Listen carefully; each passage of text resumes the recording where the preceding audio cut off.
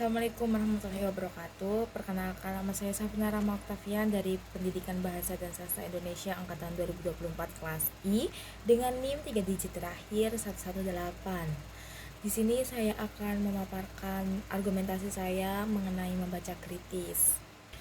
Nah, kemampuan membaca kritis memang sangat berkaitan erat dengan kemampuan seseorang dalam menangkal hoax. Membaca kritis adalah kemampuan untuk memahami, menganalisis, dan mengevaluasi informasi secara mendalam, tidak hanya informasi secara mentah. Kemampuan ini membantu seseorang dalam mengidentifikasi kekeliruan, bias, atau manipulasi dalam suatu informasi, termasuk informasi yang bersifat hoax.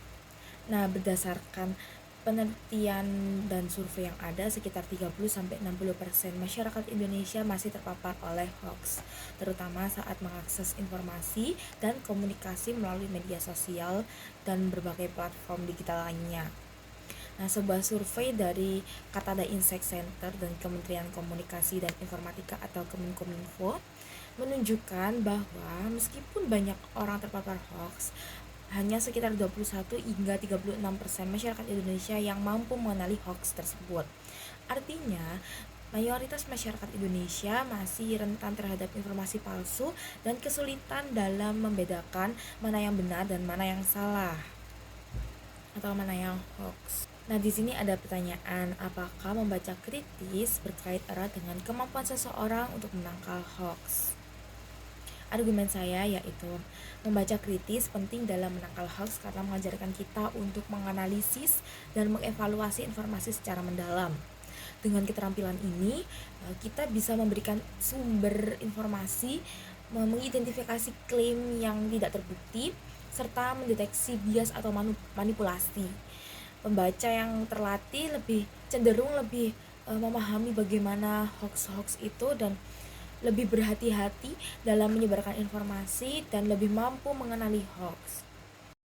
Nah, adapun 6 kata kunci dalam membaca kritis. Yang pertama ada menginterpretasi, lalu yang kedua ada menginversi, lalu yang ketiga ada menganalisis, lalu yang keempat ada mengevaluasi, lalu yang kelima ada mengeksplanasi, dan yang terakhir yaitu meregulasi. Selain untuk menghindari hoax atau penipuan dalam berita, itu juga dapat digunakan dalam sehari-hari seperti membaca buku, membaca berita, membaca jurnal, atau membaca apapun itu sumber informasi. Nah, dengan membaca kritis itu meningkatkan pemikiran-pemikiran kritis kita. Nah, dengan berpikir kritis itu kita jadi dapat menimbulkan pertanyaan-pertanyaan yang dapat kita dalami tentang apa yang kita baca tersebut.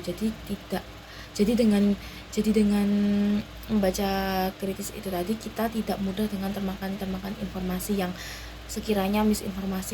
Lalu saya menambahkan, jika membaca artikel atau berita-berita agar terhindar dari hoax, yaitu dengan cara kita mencari sumber-sumber yang lain dan tidak berpatok pada satu sumber saja.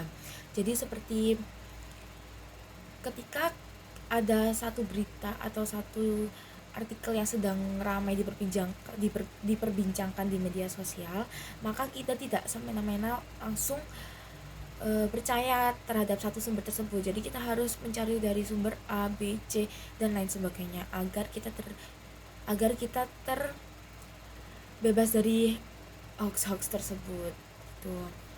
Dengan demikian, membaca kritis membantu melindungi diri dari informasi yang salah dan mendukung terciptanya masyarakat yang lebih terinformasi dengan cara yang telah saya sampaikan di pembahasan membaca kritis tadi. Terima kasih. Mohon maaf apabila ada kesalahan dan kekurangan informasi yang telah saya sampaikan. Wassalamualaikum warahmatullahi wabarakatuh.